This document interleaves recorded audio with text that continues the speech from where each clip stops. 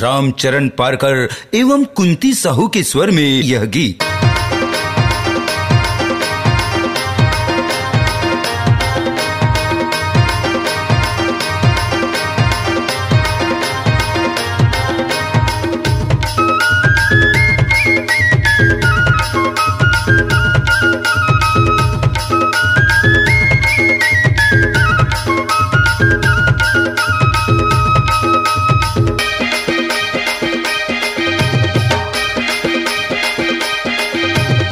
बतागे हावे पारो, बतागे हावे पारा, मतागे हावे पारो, बतागे हावे पारा, बैहागे हावे पारा, बौरागे हावे पारा। तोर पोतरी के कहर माऊ मतागे हावे पारा, तोर पोतरी के कहर माऊ मतागे हावे पारा।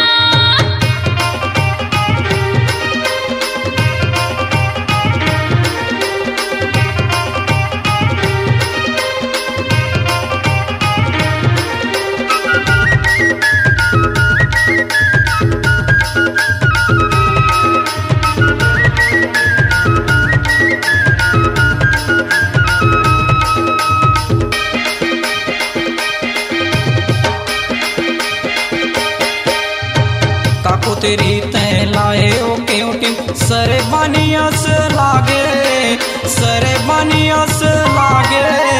धोएनी मारे मोर कुदरीला कैसे तैनी नासे, धोएनी मारे मोर कुदरीला कैसे तैनी नासे। नहीं सहावथे नाक माओ दुरिहाले बसाथे, दुरिहाले बसाथे।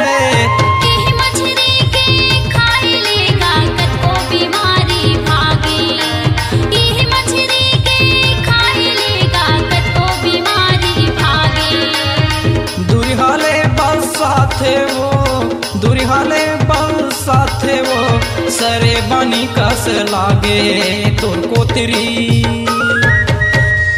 कोतरी के कहर माओ मतागे हावे पारा, मोरी मछली के महक मागा मतागे हावे पारा।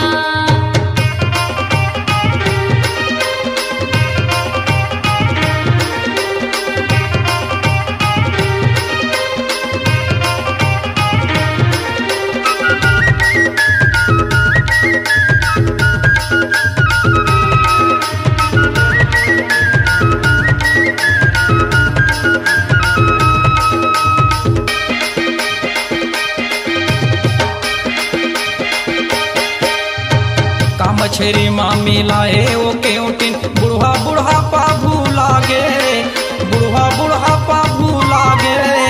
यही मछली ला चाट चाट जमुजी फिल्मा के खाते, यही मछली ला चाट चाट जमुजी फिल्मा के खाते। उम्र के लिहाज नहीं है, रंग रंग के गोठिया थे, रंग रंग के गोठिया थे।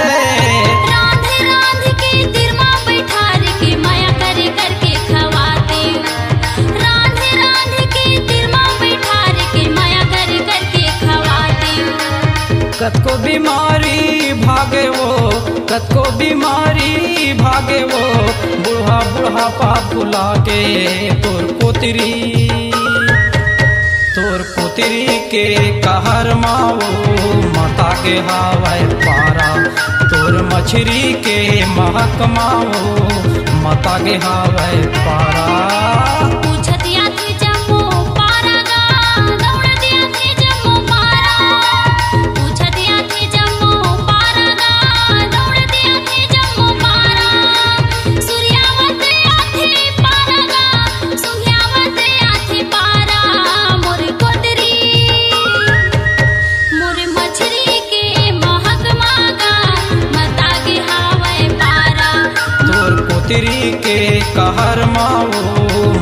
के हावे पारा। मोरी पोतरी के चमक मागा मता गे हावे पारा। तोर मछरी के महक माओ मता गे हावे पारा। अपनी आवाज को दीजिए एक नया मुकाम। डिजिटल रिकॉर्डिंग की दुनिया का जाना पहचाना नाम स्वरांजलि, जहां गूंजती हैं ध्वनियां अपनी माटी की सौंधी सुगंध के साथ। छत्तीसगढ़ी संगीत के विविध रंग जो पहुंचाते हैं पूरे प्रदेश में डिजिटल रिकॉर्डिंग के संग। स्वरांजलि स्टूडियो, नेमीचंद गली नंबर 2, गंजपारा, रायपुर।